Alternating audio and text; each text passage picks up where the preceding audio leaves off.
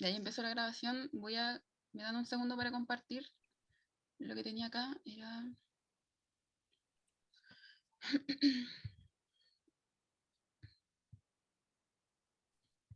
Ya, ahí debería estar viendo como la presentación. Si hay algún problema me avisan.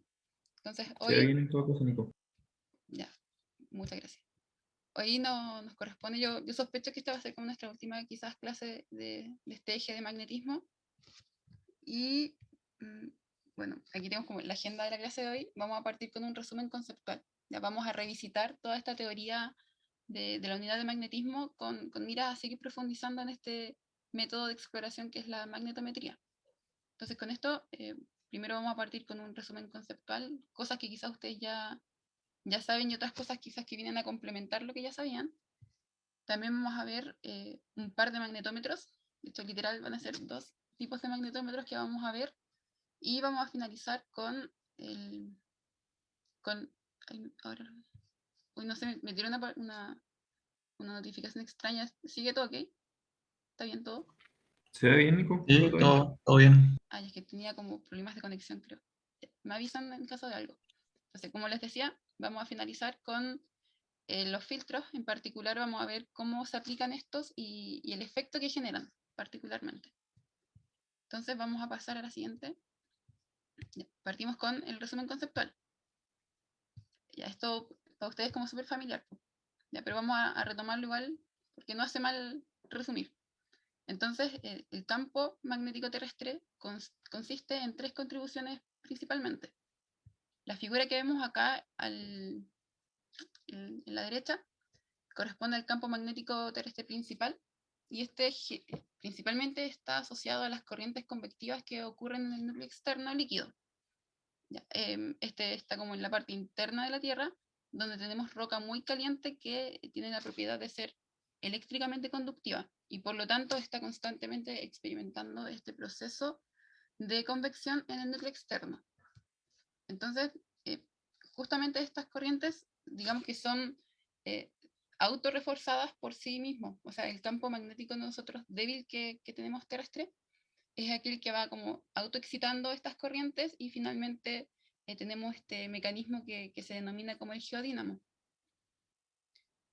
Si miramos, por ejemplo, en esta figura de abajito, que es el dipolo, que es un imán simple, tenemos que este cumple, por ejemplo, que en las zonas polares la intensidad es mucho más concentrada y entran casi o salen casi vertical, versus lo que pasa en los ecuador, en las latitudes medias, donde la intensidad ya es mucho más reducida. De hecho, este comportamiento es muy similar a lo que uno observa en el caso de la Tierra, que es lo que vemos a la derecha. ¿Ya? Con la salvedad de que justamente el polo negativo magnético coincide con un polo norte geográfico. Y a su vez el polo positivo magnético coincide en esta configuración actual con un polo sur geográfico. Ya está como invertido. Entonces la cosa es que tienen un comportamiento muy similar, y hay quienes dicen incluso que el campo magnético terrestre se explica casi en un 90% por este esquema del modelo simple de un dipolo. ¿Ya? Entonces si nosotros pensamos como ya, en la teoría, un dipolo, la intensidad en sus polos es casi el doble o es un factor de 2 respecto a lo que tenemos en el ecuador. Entonces podríamos bien chequear eso si se cumple para el caso de la Tierra. Entonces en esta figura nosotros tenemos que, bueno, sí, efectivamente en los polos la intensidad es mucho mayor. Según esta escala de colores, llega hasta los 65.000 nanoteslas, versus lo que podríamos encontrar quizás en la zona del Ecuador. Aquí vemos que, según la escala, este va desde los 25.000 hasta los 40.000 nanoteslas aprox. Entonces, en realidad no está cumpliendo esta propiedad de ser un factor de 2 exacto, ¿ya? Pero sí es más o menos cercano. Y nosotros decimos, bueno, ¿por qué ocurre esta diferencia? Ya, lo que pasa es que en realidad la Tierra no es un dipolo simple perfecto. ¿Ya? Hay ciertas perturbaciones o contribuciones que la perturban y la alejan de ser este modelo idealizado. Entonces, se explica bien, pero no se explica como totalmente por este dipolo. Entonces, esto, lo que vemos acá en la figura, es nuestro campo terrestre principal. Y cuando nosotros andamos allá afuera tomando datos, más o menos de este orden deberían ser las anomalías que podamos medir. De hecho, ¿alguien hizo un magnetismo aquí en la actividad de terreno? No, Pero Borja, no hubo. No ¿no hubo hubo? Oh, magnetometría. No, no chuta. hubo.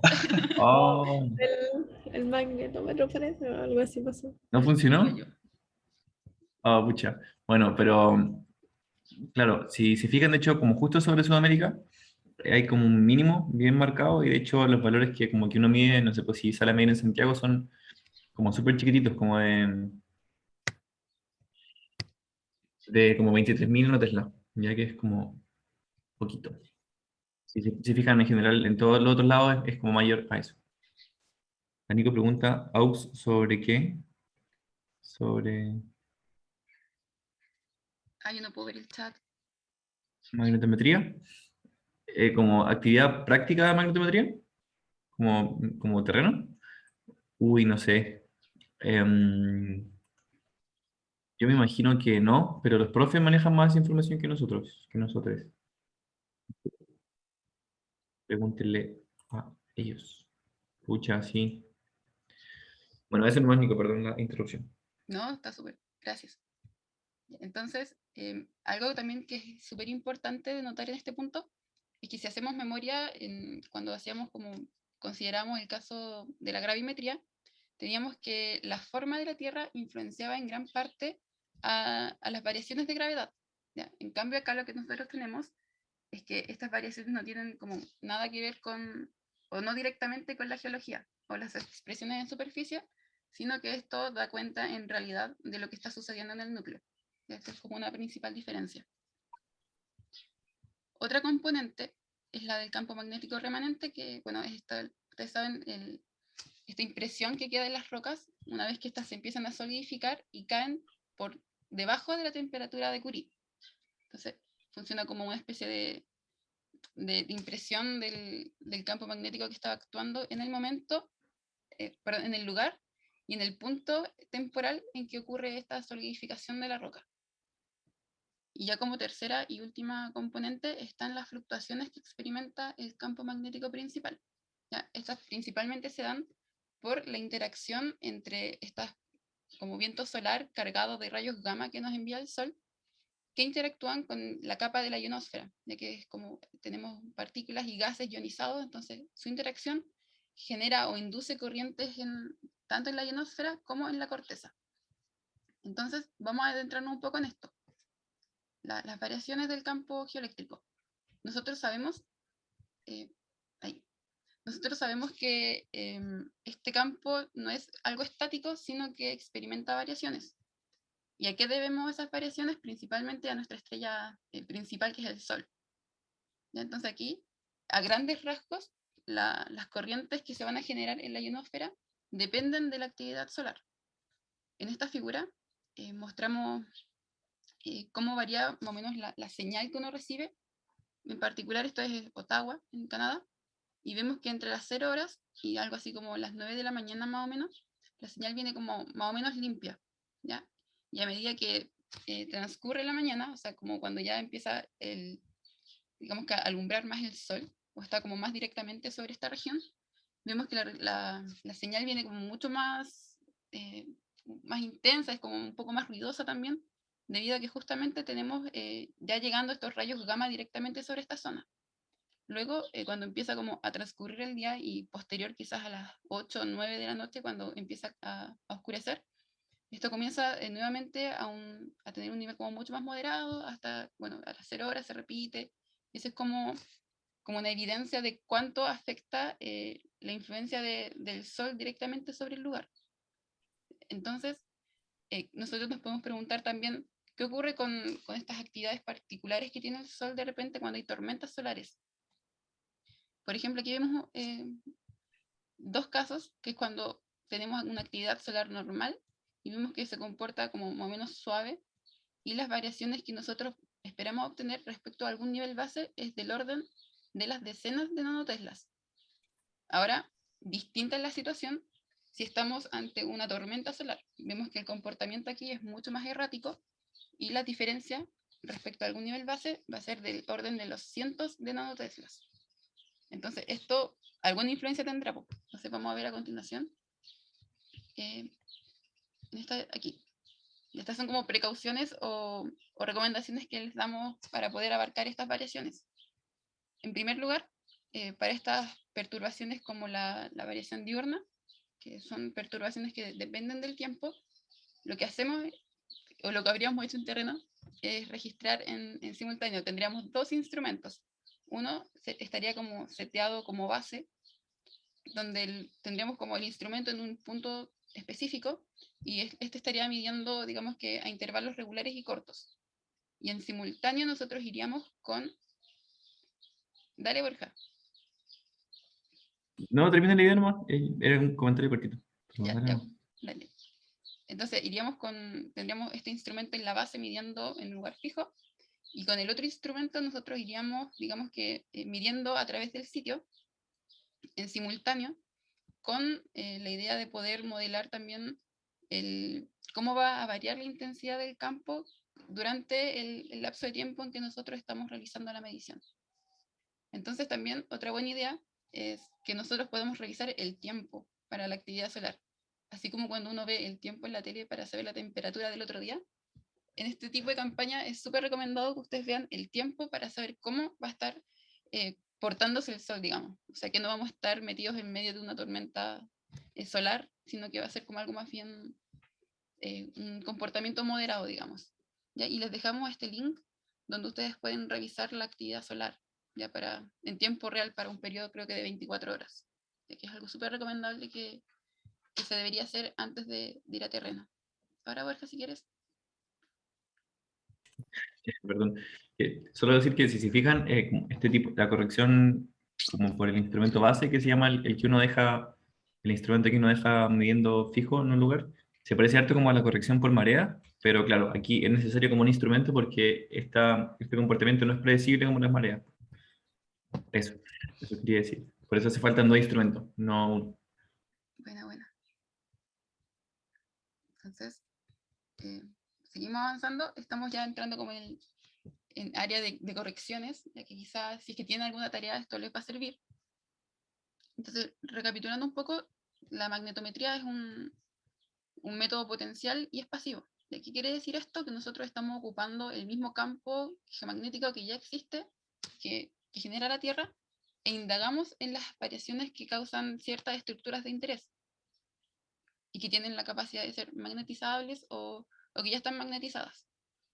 Entonces, dado que nosotros ponemos el foco en esas estructuras, tenemos que tener cuidado con aquellas variaciones que no están ligadas a ellas, ¿ya? O sea, que no tienen como, digamos, un origen geológico, sino que más bien son estas variaciones tiempo dependientes, tipo variaciones diurnas, micropulsaciones y tormentas magnéticas. Nosotros podríamos, por ejemplo, considerar 4 grandes correcciones, pero en particular, la primera y la segunda son las más comunes y las más importantes que siempre tenemos que hacer en un estudio, y las otras dos dependen del tipo de estudio que estemos haciendo. Entonces, una veces las va a hacer, otras veces no las va a hacer. Pero las primeras dos seguro que sí. Entonces, la corrección diurna, bueno, es lo que le explicamos antes con Borja, con esto de tener dos instrumentos midiendo en simultáneo, ¿ya? Y es la corrección que hay que hacer. Esta tiene gran relevancia cuando estamos haciendo estudios a una escala más bien local. Y bueno, lo que se hace es ver el comportamiento de la actividad solar y luego lo removemos de nuestros datos. Y el segundo es la corrección geomagnética, que consta es como parecido también, si hacemos el símil con la gravimetría, cuando eliminamos como el campo gravimétrico teórico, el G0. Esto es lo mismo acá, perdón, la gravedad normal. En este caso lo que hacemos es restar el IGRF, que es un modelo que está bien establecido y que se va actualizando cada un periodo, creo que eran 5 años, entonces eso está hecho, y nosotros lo que hacemos es, dada una fecha de adquisición, por ejemplo, buscamos sus valores y lo extraemos. Estas son como las correcciones más importantes.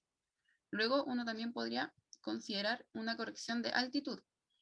Esta generalmente se hace cuando la zona presenta como grandes contrastes topográficos. ¿ya? Pero si la zona es más bien llana y lisa, en verdad uno podría em, como fundamentar adecuadamente y no hacerlo, porque en realidad el gradiente con la altura es muy, muy pequeño. Entonces es una contribución que no tiene gran, gran relevancia. Finalmente también podemos considerar una corrección de la variación secular, ¿ya? Pero esta en general vale la pena usarla cuando tenemos campañas que duran años, incluso tal vez meses, pero en realidad cuando tenemos campañas de 1 o 2 días, no lo hacemos. ¿Y por qué? Porque esta corrección da cuenta o ayuda a compensar las variaciones del campo debido al origen interno de este.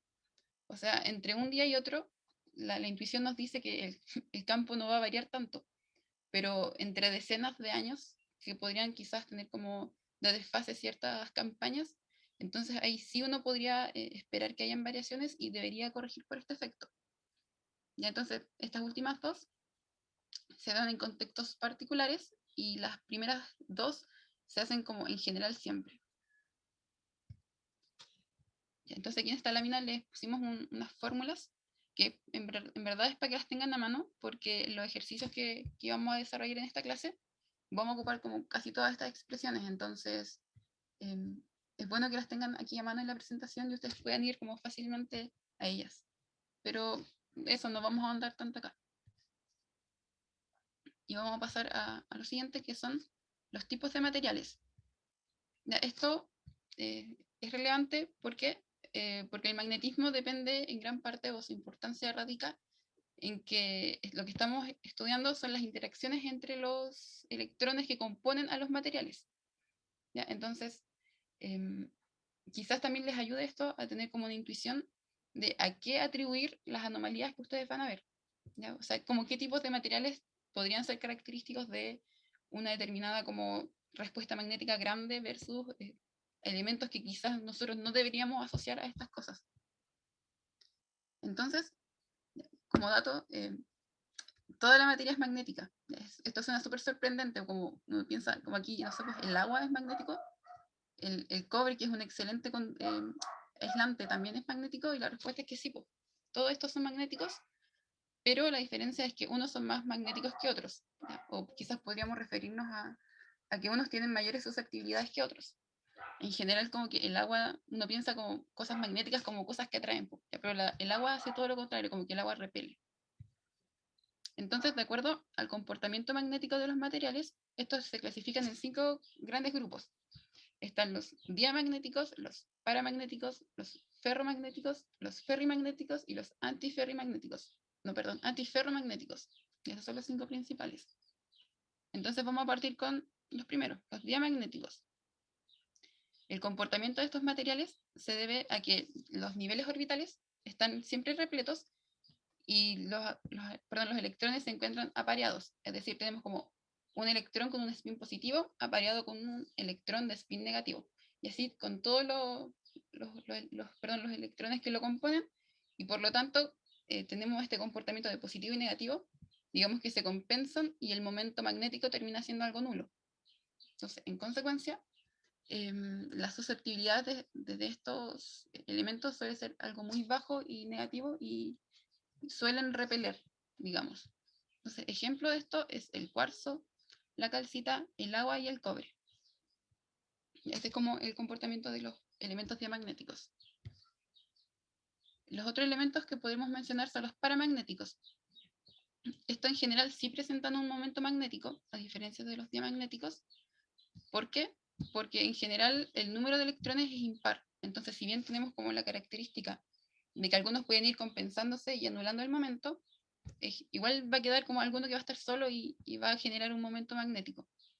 Pero de todas maneras, este va a ser súper pequeño. Entonces su susceptibilidad va a ser positiva, pero bastante pequeña.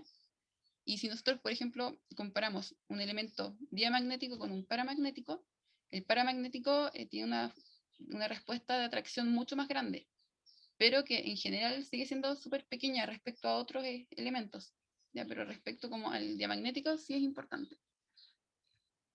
Y bueno, lo más notable acá es que tanto los campos diamagnéticos como los paramagnéticos generan respuestas muy débiles. y no van a contribuir de manera notoria a las anomalías que nosotros vamos a observar en una carta, por ejemplo. O sea, sería muy extraño, yo creo que no, en verdad no hay que hacerlo, es como atribuir una anomalía a un, no sé, a un yacimiento de biotita. Ya, eso no, po.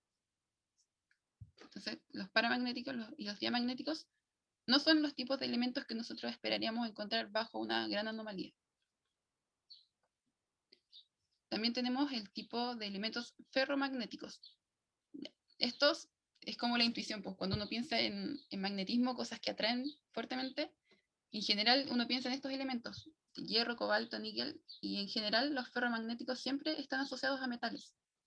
¿Y por qué como esta capacidad tan grande de atraer? Es porque todos los momentos magnéticos se ordenan como en la misma dirección y en el mismo sentido. Por lo tanto, digamos que actúan de manera muy constructiva. Entonces, esto genera una susceptibilidad muy grande, pero que va a depender también de la fuerza del campo que se le está aplicando y de la temperatura. ¿A qué me refiero con esto de la temperatura? Es que si estos elementos como el hierro, por ejemplo, cobalto, níquel, se someten a temperaturas por sobre la temperatura de Curie, estos van a perder sus propiedades ferromagnéticas y van a empezar a comportarse como un elemento paramagnético. Ya por eso decimos que depende también de las temperaturas a las cuales se someten.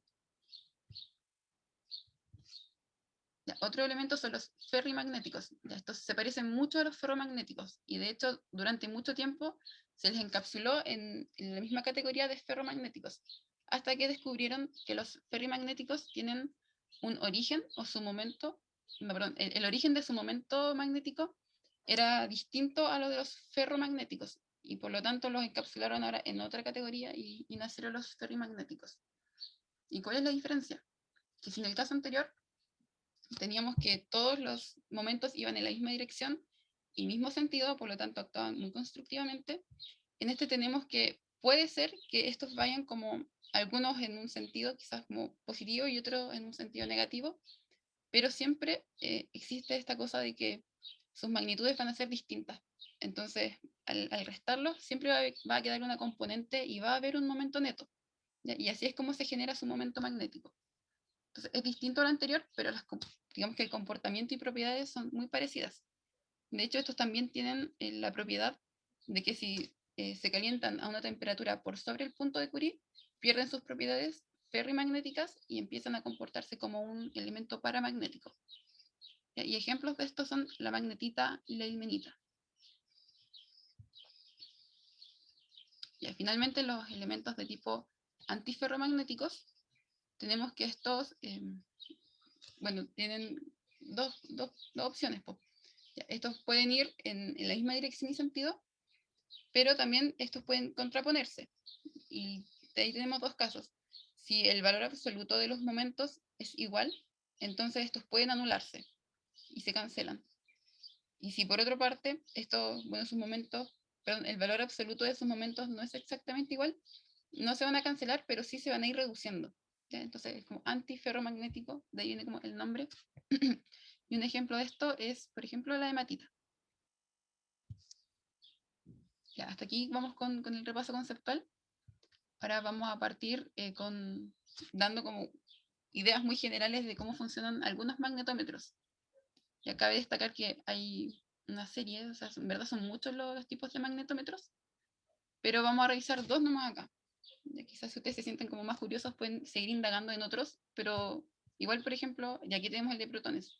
El Oberhauser, que es otro tipo de magnetómetro, funciona como con una teoría muy parecida a este, entonces por eso no lo vamos a revisar. Ya, pero partamos entonces con el magnetómetro de protones. Este instrumento mide la intensidad total del campo y consiste en este contenedor, digamos, que está hecho de un material no magnético y que está relleno de un líquido rico en protones, como por ejemplo agua o queroseno. Alrededor de este, uno como que enrolla una bobina a través de la cual uno hace circular una corriente. Y la idea de hacer circular esta corriente es que todos estos protones se pongan en fase con este campo artificial. Una vez que nosotros quitamos esta corriente, los protones se van a ver expuestos únicamente al campo externo terrestre, ¿ya? Y esto va a generar que empiecen como a precesar en torno al campo magnético terrestre externo, Y bueno, la gran propiedad de esto es que la frecuencia, como dice acá, de la precesión de estos átomos es proporcional a la intensidad del campo magnético terrestre. Y de esta manera uno recupera la intensidad. Este instrumento tiene una precisión de aproximadamente 1 nanotesla. ¿Ya? Y por ejemplo, el otro instrumento, que es el Overhauser, que es como una versión quizá un poco mejor que esta, tiene una mejor precisión. No me acuerdo del valor, pero era mucho menor. Era un instrumento más preciso. Pero funciona de manera bastante similar a esto. Otro instrumento es el magnetómetro Flaxgate. Este se puede utilizar para hacer mediciones continuas, pero es de tipo vectorial.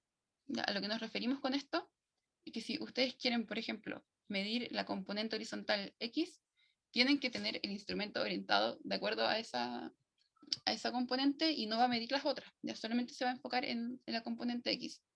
Lo mismo si quieren medir la componente vertical. Tienen que orientarlo de acuerdo a esa componente y el instrumento va a medir solamente esa componente. Entonces, respecto... un minuto. Ya respecto a la mecánica o cómo funciona este instrumento, vemos que en la figura aquí tenemos dos núcleos. ¿Ya? Estos están ambos envueltos en bobinas que sufren, digamos que una magnetización o una estimulación artificial que lo hace llegar hasta la saturación.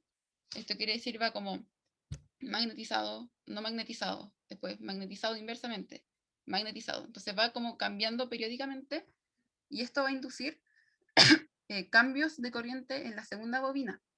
¿Ya? Y esta corriente de salida finalmente uno la puede medir con un detector. Y si estamos ante la ausencia de un campo externo, tenemos que ambas van a salir de la saturación al mismo tiempo. ¿Ya? Pero si estamos en el caso en que hay un campo actuando, como el campo externo terrestre, la fase, perdón, estas van a salir de fase en momentos distintos. Por ejemplo, la bobina que va contraria al campo va a salir de fase antes que la bobina que va en dirección del campo.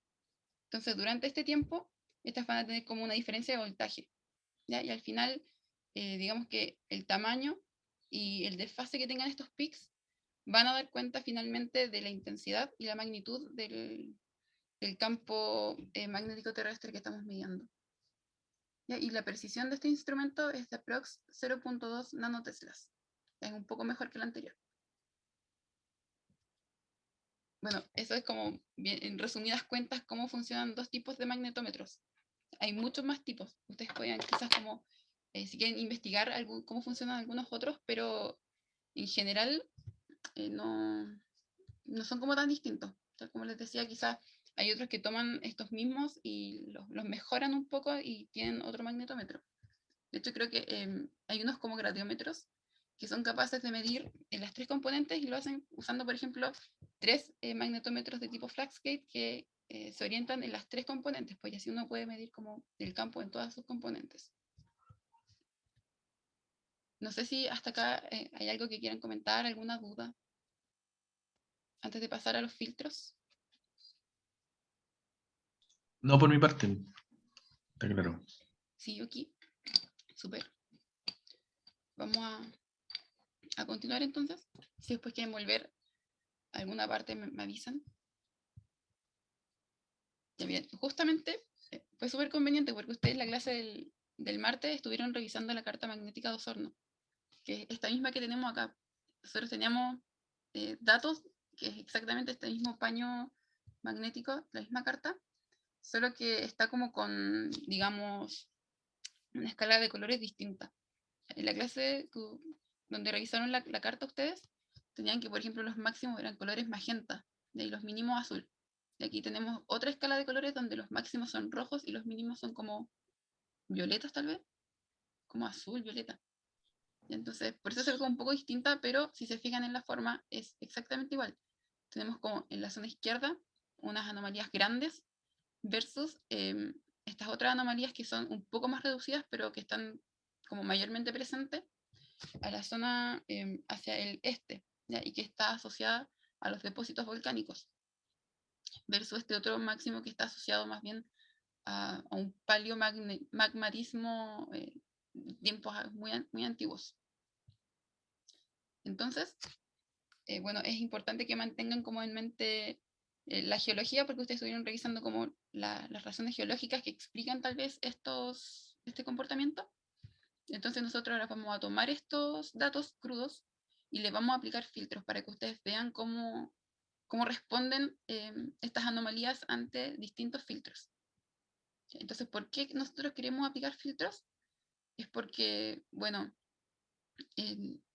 nosotros sabemos que el campo tiene no solamente la señal de interés que estamos buscando, sino que además pueden venir, por ejemplo, ruido, mucho ruido, algunas huellas adquisitivas que quizás, bueno, acá no se notan, pero puede darse el caso en que sí se note, entonces uno quiere ir como quizás limpiando un poco las cosas, y para eso uno hace uso de filtros. Entonces, bueno, en resumen, para usar filtros tenemos 3 grandes pasos. El primero es que pasamos del dominio espacial al dominio espectral usando transformadas de Fourier. Paso 2, una vez que estamos en el dominio espectral, aplicamos la definición. Entonces, por ejemplo, la primera derivada tiene esta definición, con n igual 1, porque es la primera derivada. Entonces aplicamos sobre el contenido de frecuencias esta definición y digamos que lo manipulamos un poco y pasamos al paso 3, que es que una vez que aplicamos el filtro tenemos que volver al dominio espacial, ya para ver qué cambios se indujeron dada esta aplicación. Entonces veamos la primera derivada vertical que hace. Ya, les ponemos aquí como la definición. Y esta en general se usa para destacar cuerpos que son más bien superficiales. En este caso, el resultado, las anomalías van a tener la misma posición que en los datos crudos, pero ahora estas van a estar como de manera mucho más puntual. Ya no va a tener como la distribución de la anomalía, sino que en general vamos a ver como quizás puntos, y están súper bien centrados. Pero hay que tener cuidado con este filtro, porque a veces podemos como resaltar mucho la huella adquisitiva, que tiene que ver con la forma en que se lleva a cabo la medición, o también quizás podríamos empezar como a resaltar mucho ruido. Entonces, al final esto va a entorpecer los datos antes que limpiarlos y darnos una visualización mucho más clara. Entonces, aquí vamos a mostrar qué pasó con el filtro. Acá tenemos la señal cruda que les mostramos al inicio, y que es lo mismo que vieron en clase, pero con otros colores. Y acá vemos la aplicación. ¿Qué sucede cuando aplicamos la primera derivada? Entonces aquí, por ejemplo, vemos como ruido, ruido, ruido, ruido, y acá vemos una señal que es como puntual, es mucho más pequeña respecto a esta cosa gigante que teníamos. Entonces ya, ok, nos ayuda a localizar el cuerpo. Lo mismo que en la zona derecha o hacia el este, todos estos puntitos están como muy bien centrados y corresponden a más o menos la localización de los depósitos volcánicos ya. Como que deberían coincidir con los conos volcánicos de esta zona. Eso hace una derivada vertical de primer orden. También podríamos aplicar una de segundo orden.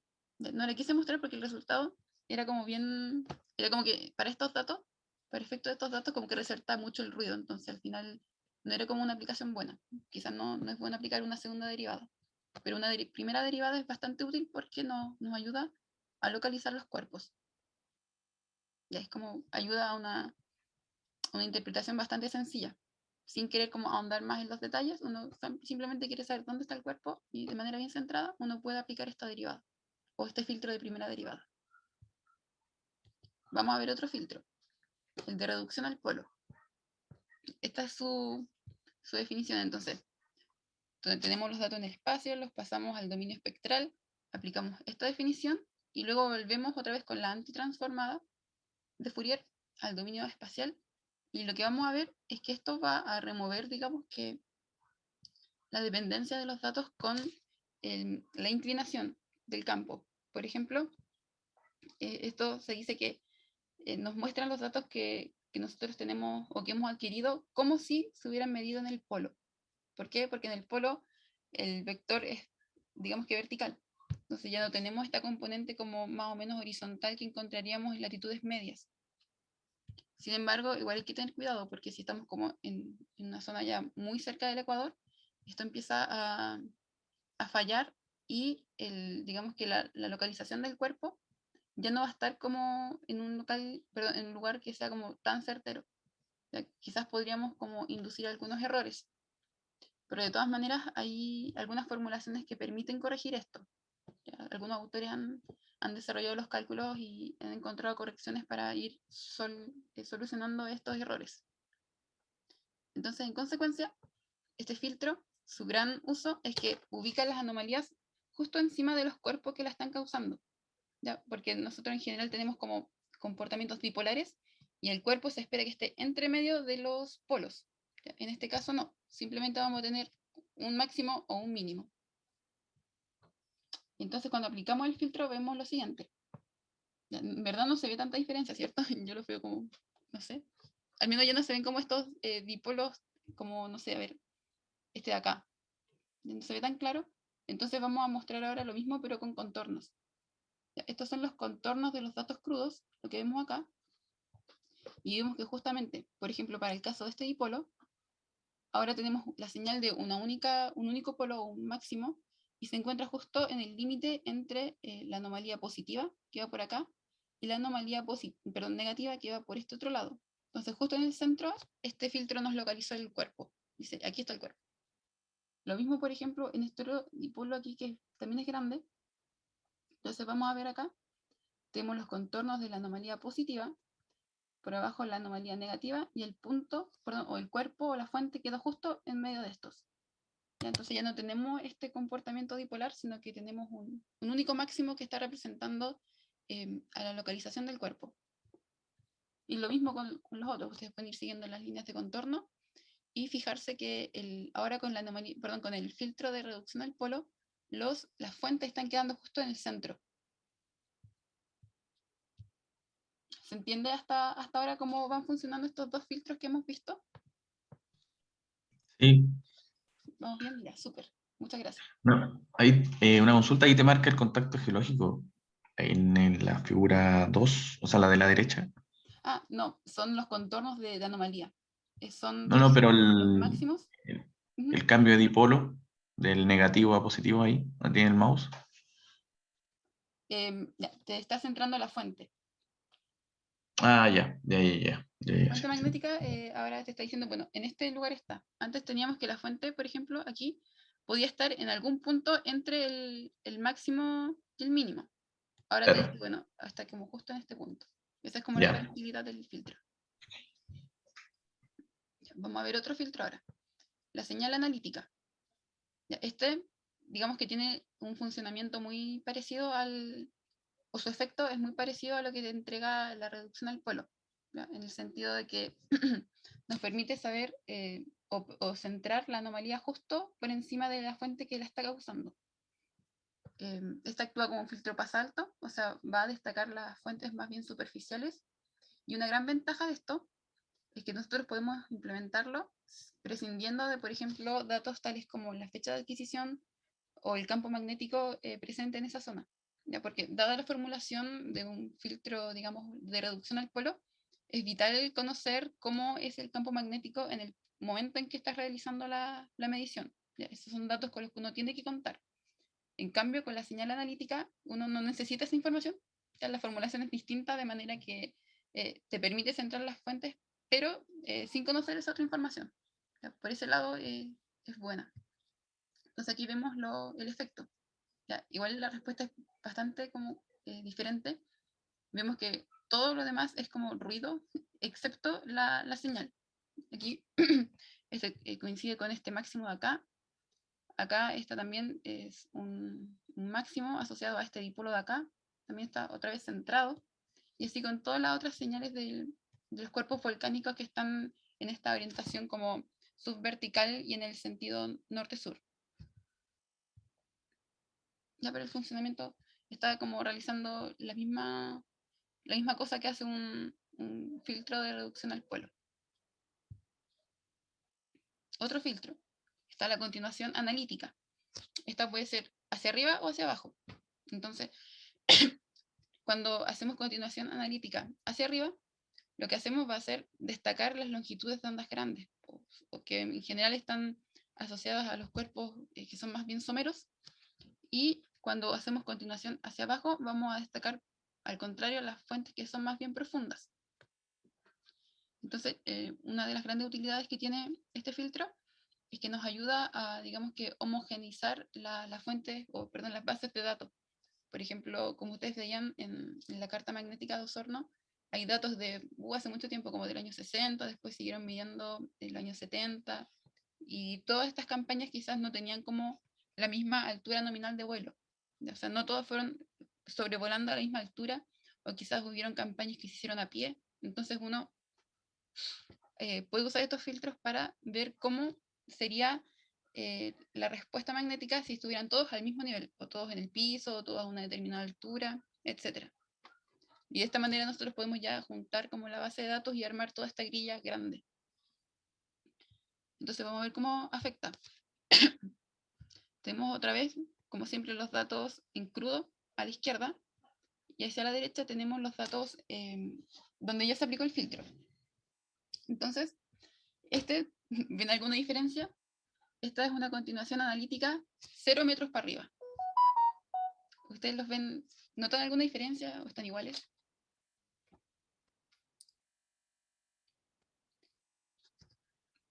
Intuitivamente, así como se los miran a la rápida. ¿Se ven iguales o se ven distintos? Se ven iguales. Bien, esto es como una, digamos que una prueba del filtro. Ya, si estamos continuando 0 metros de arriba, tendríamos que ver los mismos datos que tenemos en superficie. Ya, y justamente, es exactamente la misma respuesta. Entonces ya, veamos qué pasa a una altura mayor. Ahí estamos continuando hacia arriba a 200 metros. ¿Notan alguna diferencia? Aquí en general se atenúan un poco las señales. Pero miren, si sigo aumentando, ahí estamos a 600 metros. Ahora estamos a 1500 metros por sobre la superficie. Aquí estamos a 3000 metros. ¿Se entiende como el comportamiento que tiene esto, no? Es como un filtro pasa abajo. Y simplemente van quedando como, digamos que la señal de los cuerpos que están como más en la superficie. Ya, igual, ojo que aquí están, como por consistencia, se mantuvo la misma escala en todas estas figuras. Ahí. Entonces uno va viendo que a medida que nos vamos alejando de la superficie, este filtro empieza como digamos que a disminuir la señal de las fuentes que son más bien someras. Por eso cuando estamos, por ejemplo, aquí ya a los 3000 metros o los 1500, principalmente la señal que vamos a ver es de este dipolo muy grande que teníamos acá, mientras que las señales más pequeñas asociadas a los volcanes empiezan a desaparecer, ya no las vemos como tan claramente. Eso para ese filtro. Y el último filtro que quería mostrarles en esta clase, el de pseudogravedad. Un principio primordial en este filtro es la relación de Poisson. Si se acuerdan, con esta que nosotros podíamos encontrar a partir como del campo, del potencial magnético, nosotros podemos encontrar el campo gravitacional. Entonces, esta es su formulación ya, para aplicar el filtro, y hacemos el mismo procedimiento siempre. Pasamos del dominio espacial al dominio espectral, aplicamos la definición y luego aplicamos como la transformada inversa para volver al dominio espacial y podemos ver el efecto. Entonces lo que hace este filtro es calcular la pseudogravedad a partir de las anomalías magnéticas que ya han pasado por un filtro de reducción al polo. En particular, como que toda esta parte es exactamente la definición de un filtro de reducción al polo. Entonces, como que agregar las constantes de la relación de Poisson y uno lo arma. Entonces, para esto, como es típico en la relación de Poisson, estamos asumiendo que los cuerpos tienen una densidad constante y que su magnetización es uniforme. Y bueno, tenemos que entregarle al filtro una determinada susceptibilidad magnética. Porque para aplicar esta herramienta es muy importante que nosotros conozcamos como en profundidad la zona a la cual estamos estudiando, para desprender parámetros como susceptibilidad esperable, el campo magnético que está actuando, la altura a la cual se hizo el vuelo, cosas así. Entonces, este filtro es una herramienta muy útil y es complementaria, tanto para estudios en los cuales solamente se hizo una campaña de magnetometría, digamos, y no se midió gravedad. Entonces, con este filtro nosotros podríamos tener como una intuición de cómo se comportarían los datos de gravedad sin haberlos medido, ya simplemente aplicando esta formulación. O también podríamos tener los datos de la campaña gravimétrica y compararlos, ya para ver cómo, y validar los datos si es que se ven bien, si es que se parecen o no. Entonces, por ejemplo, acá tenemos una aplicación, teníamos los datos magnéticos, aplicamos el filtro de pseudogravedad y obtenemos esto que tenemos acá, que es cómo se deberían ver los datos gravimétricos si asumimos una densidad constante y una magnetización homogénea. Entonces, si notan, la escala acá ya no está en nanoteslas, sino que estamos viendo miligales.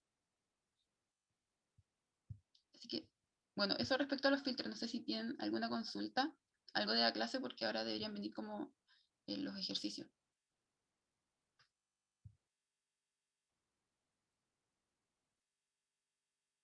¿Estamos bien? Sí, yo tengo una pregunta, sí, pero a lo mejor no es de esto. Sí, dime. Si yo tengo un set de datos que no, por X motivo se perdieron las elevaciones, ¿esos datos se pueden reprocesar? De vuelos magnéticos. Ujú. Mira, igual yo lo veo complicado si tú quieres, o sea, usar esos datos y juntarlos con otros datos, me imagino, ¿no? ¿Esa va tu pregunta?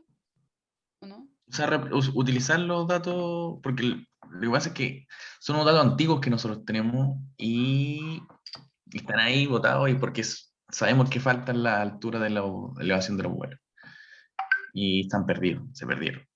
Entonces siempre con uno de los colegas siempre hablamos, pero no llegamos a nada. Entonces la pregunta es si se puede hacer algo con esos datos. Sí, mira, igual, yo creo que procesarlos puedes, pero la interpretación va a ser un poco complicada porque si tú no sabes a qué altura estás viendo esas señales, es re complicado saber como si estás viendo, no sé, por ejemplo, en el caso de los 3000 metros se ve muy distinto a lo que uno ve en superficie. Entonces tú no vas a saber si estás viendo como señales que son someras o son más bien profundas. Entonces, en ese sentido, yo creo que va a ser como una complicación muy grande. Yo creo que, no sé, tal vez podías hablar con los profes, quizás se pueden rescatar, pero igual ya teniendo esta intuición es como re complicado poder interpretar algo que tú no sabes a qué altura lo estás viendo. ¿Se entiende? Eh, claro, a lo mejor aquí la geología, conocemos un poco bien la geología donde estamos, entonces, y claro, a lo mejor tendría que preguntar a los profes ahí si es que se puede hacer algo. Sí, Igual, quizás claro, sí. En verdad yo no sé, no he tenido como la experiencia de trabajar con datos como sin conocer ese dato. al final lo que tenéis que pensar, Cristóbal, es que la altura, de hecho, el filtro de continuación analítica hacia arriba y hacia abajo actúa como un filtro. Si tú, como decís, continuación hacia arriba, si un filtro pasa alto, o sea, pasa abajo, perdón, y si así continuación hacia abajo, si un filtro pasa alto. Entonces, claro, en tu caso tendríais como una especie de filtro hecho de tus datos que no sabéis como cuál sería más o menos la frecuencia de corte, algo así sería, ¿cachai? Lo que sí pasa es que en general los vuelos aeromagnéticos son bastante bajos. Entonces, claro, ahí yo creo que los profes te pueden ayudar más como a saber em, más o menos a qué altura fueron tomados, porque eso es más o menos estándar y nunca son muy altos. Entonces, quizá igual, por ahí igual podría ir, como a pesar de Ya. que tendría un filtro hecho sobre tus datos sin saber en realidad cómo fue hecho eso, sí igual podría quizá como teniendo ciertas consideraciones hacer análisis de los datos y igual interpretar cosas. Oye, Como y esos vuelos, yo nunca he estado en estas campañas, ¿esos vuelos son a una altura constante? ¿O en es lo general ideal? son alturas constantes, sí, son como el orden de 500 metros. Yo tengo unas cartas que tuve para mi práctica y creo que si no me equivoco eran 500 metros, pero en general son vuelos bajos. Déjame ver si las pillo así como rápido. Mm,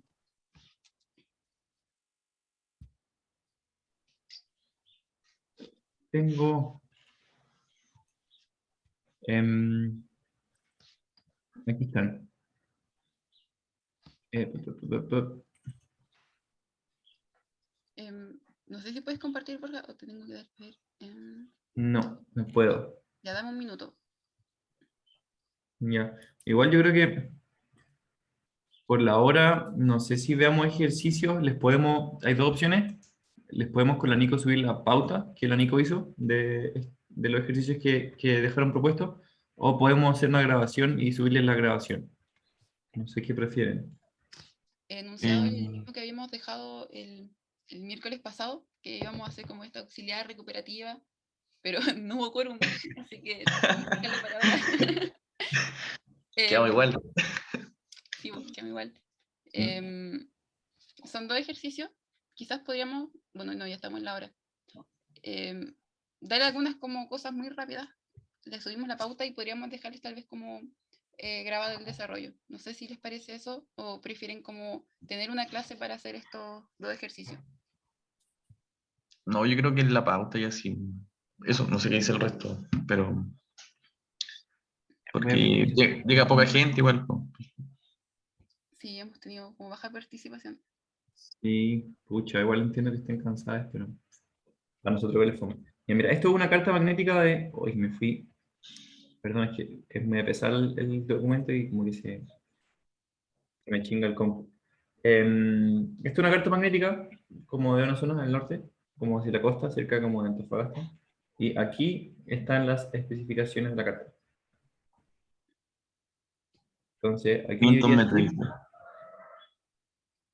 Claro, 500 metros, ya todas las características, incluso la sensibilidad del instrumento. Entonces, yo no sé tus datos de dónde los sacaste, o sea, cuáles son los datos por los que nos preguntáis, pero quizá los profes podrían incluso llevarte a ver como a qué altura fueron tomados, si es que tienen como más información o si estaban como asociados a alguna carta magnética del San Gemín, no sé. Sí, son datos antiguos, sí, la verdad. Del Ah, año ya, ya, 90, no me acuerdo. Lo hizo ya. Geodato en su tiempo, el año 90.